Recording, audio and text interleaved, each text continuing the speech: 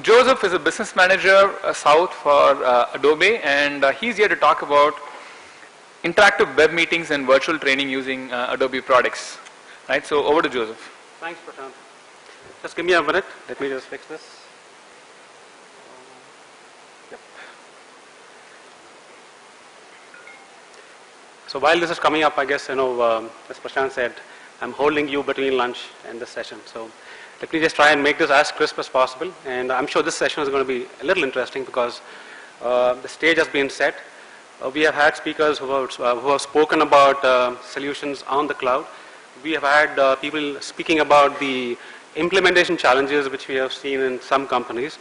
And this is going to be in line with what we just heard. Various time zones as well as, cities and locations, right? How can we effectively collaborate? Either the collaboration is internal to the enterprise or we are talking about collaboration with our extended teams.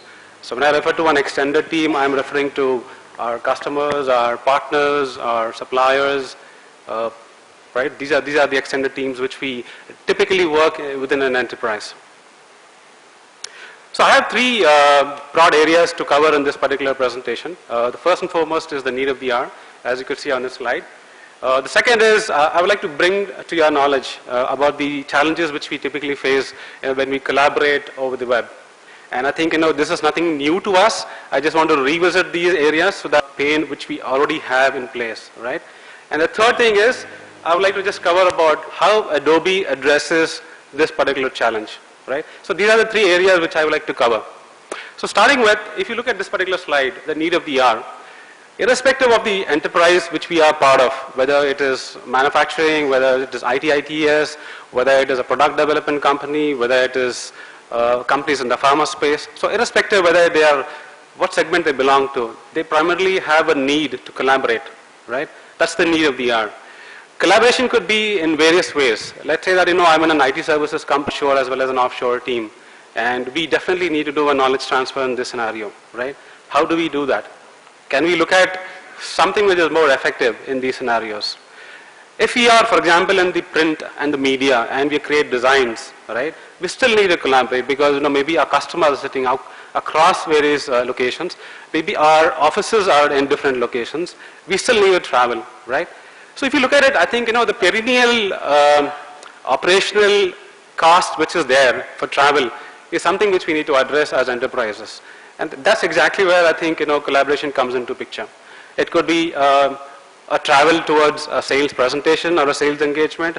It could be a customer where we are going to talk about our new initiatives, or it could be a training which somebody is going to deliver to us, or in turn we take some trainings for the enterprise.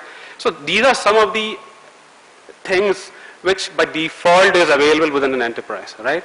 And we have acknowledged that. Obviously, we also need to actually get more effective while we are there to do business and as an enterprise. So these are the need of the hours which we're talking about. While that is the need of the hour, let's take a look at some of the challenges which we have. Today, as I said earlier, the need is we need to collaborate. When we are trying to collaborate across geographies and across time zones, right?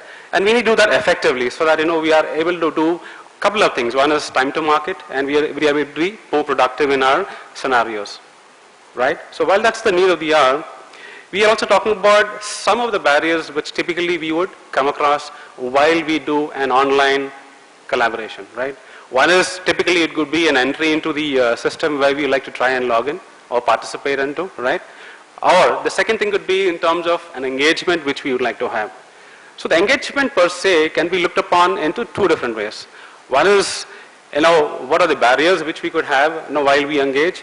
Second is, if you look at from the positive side of view, if you are able to effectively collaborate and communicate with the rich content, we always know that we are able to engage with people virtually. And while we are able to engage with people virtually, we are also talking about people who are going to help us engage in that particular session so that we can get feedback, we can get people who are going to be there till the end of the session. That's actually the need of the hour actually, right? So let's take a look at some of the barriers which typically we would come across in our scenarios. I'm sure all of us some time or the other would have come across this scenario. And we typically depend upon our IT folks. We immediately call them and say, hey, I'm actually getting delayed into this meeting, and how can you help me to get past this proxy service? Right? We all agree to this, right? Second thing is, maybe there are scenarios that, okay, yeah, we are able to get past this particular proxy server, but suddenly, there's another dialog box which comes up and says, hey, I need to download this particular software now to actually get into this meeting. This could be another typical scenario which you come across, right? Or, we are also talking about the file size of this particular download. That's a constraint for us. If you're not able to actually get into the meeting on time, the entire collaboration actually is delayed, right?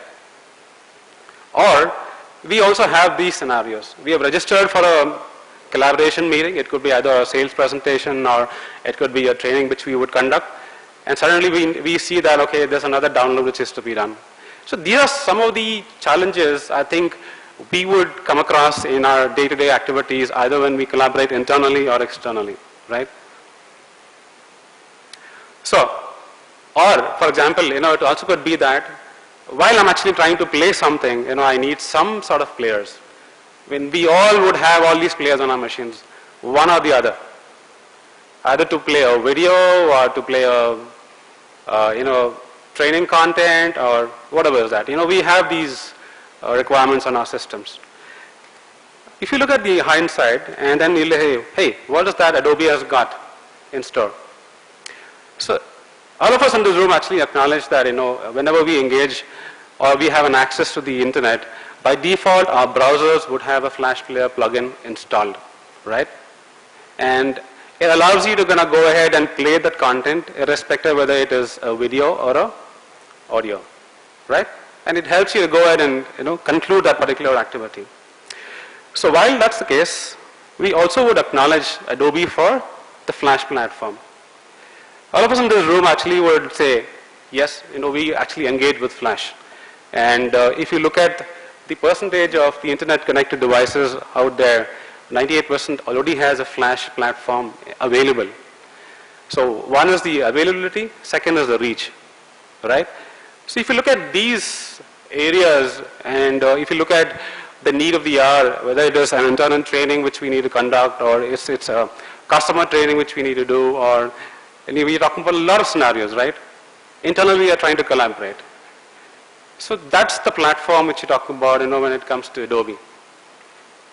So what is the answer?